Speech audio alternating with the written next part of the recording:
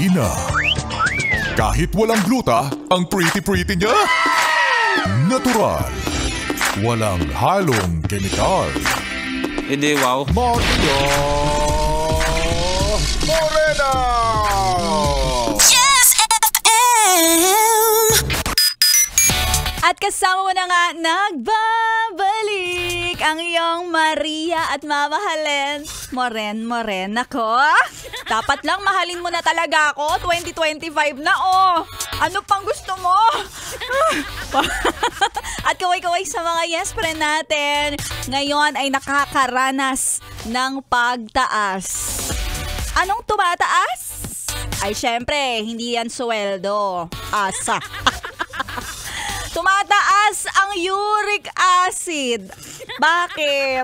Ay, syempre, kakakain ng karne. Kakalaklak ng alak.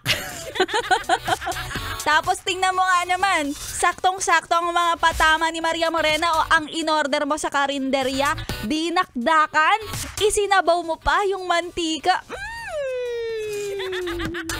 Makakasama mo na talaga si Jesus.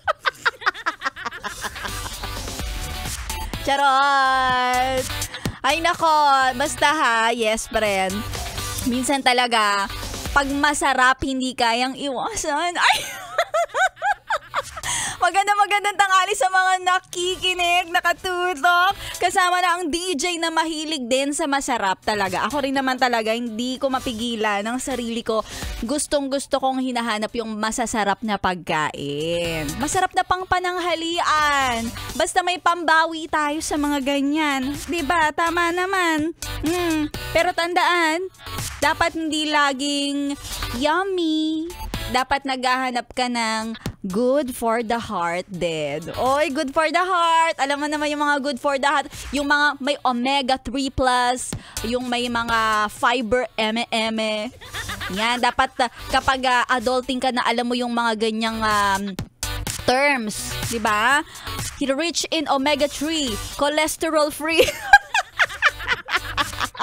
Yun na dapat yung mga kinakain. Dapat yun yung mga hinahanap-hanap. And ano ba yung mga nakakababa ng high blood o kaya ng uric acid? Siyempre si Maria Morena, hindi naman po ako doktor. So, ang tanging masasuggest ko lang sa'yo, of course, ay kung ano ang nalalaman ko. Ay ano pa nga ba ang makakapagpababa?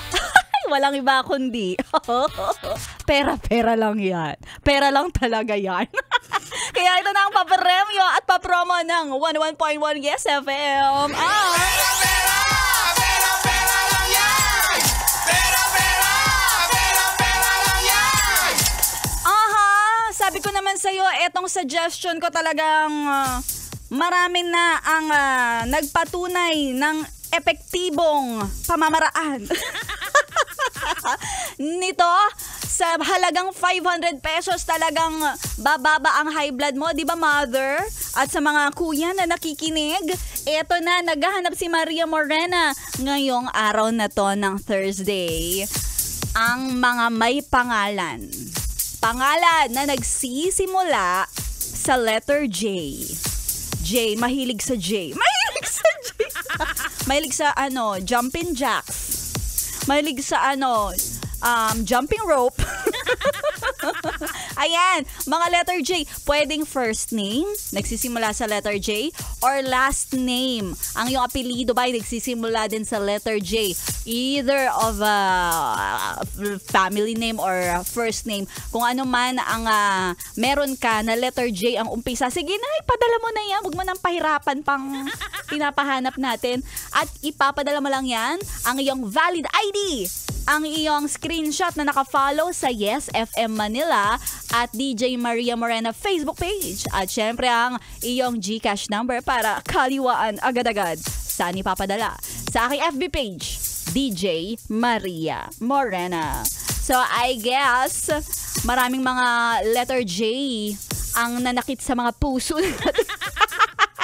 Sige na, eto na mga letter J ang pangalan. Ipadala nyo na yan sa aking FB page ng kayo ay manalo ngayong araw na to ng 500 pesos sa pera lang yan. Hatid sa atin yan ng 101.1 Yes FM.